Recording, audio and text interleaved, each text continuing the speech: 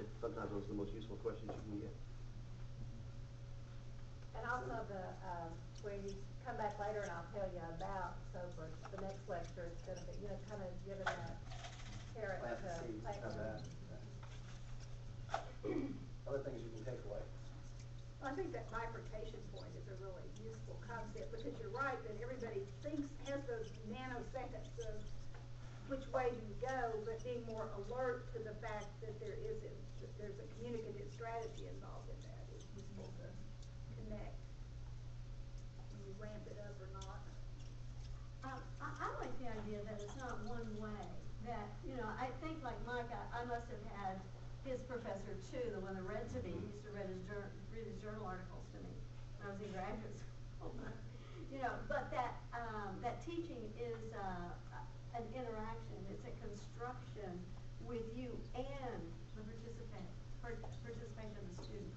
That together you create that, how learning takes place in the classroom. And it's not just one way. So that's very helpful to me. I just was going to add, back in the corner, I want to make sure we get down the significance of stories that show a professor's application, that show the teacher's application. So it's not just stories, or a wide array of stories, but a certain number of those stories were his application of the concepts. And that adds an element. It's critical. It models, and I've reflected on this, that these are ideas that are important enough that I can put them into practice in my own life. These aren't just something that somebody else or you should apply, but things that I reflect on. That's powerful. I also like how he's both in the concepts that he's doing in the lecture, but also in how it helps us think about teaching, that the moves of the teacher have like immediate impacts on what's happening in this social reality that's being made, that's always in the making right now. And so I thought immediately of all of the moments of laughter that are helping shape how we're responding to him, that are producing this third move, or this second move, or this first move, that are helping us think about what he's teaching. Anything else? Just a practical thing, the sticky note webpage, could you share that? I can, but not right here. I can't think of.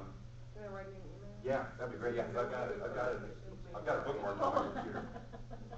Just be prepared. You got another website to put on our list too. The Zoom, what was that? That was Prezi.com. Prezi.com. Yeah. Put that on our list. And there's a free version of that, by the way, that you can use. And in fact, you can run. This is on the. You can download them as a flash, but you can also run them off the internet. So you have an internet connection. You can just run the presentation from there. And it's a fascinating. If I would have had this earlier in my career, I think every lecture that I ever gave and every class I ever gave would all be on one presentation. Because it's infinite. You can just put as much as you want. You can take PowerPoint slides and convert. You can, yeah, and yeah, you can do that. Yeah. I like, somebody has mentioned the idea of the value of the lecture.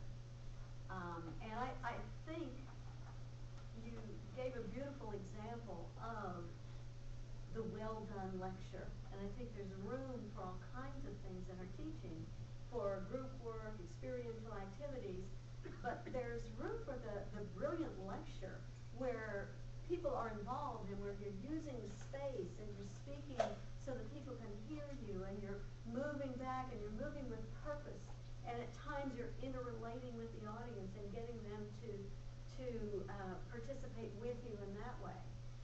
Because I think some of us want to move away from lecture entirely. I know I'm probably one of those, but I think you illustrate how valuable and how engrossing that can be.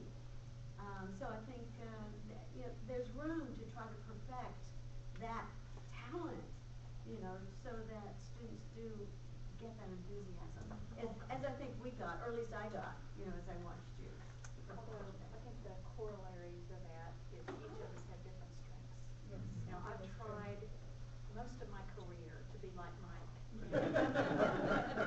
Never got there. So I think each of us have strengths, we can bring, and not all of us can do that, you know. Thank you for coming. This concludes our fall programming on teaching demonstrations that we've already planned next spring, and we'll be announcing the speakers and the dates very shortly. Next Monday, we'll be having our shadow and share people, not next Monday, 2 Mondays from now, come back and report on their experience, and we invite you to come for lunch, 23rd, 11:30.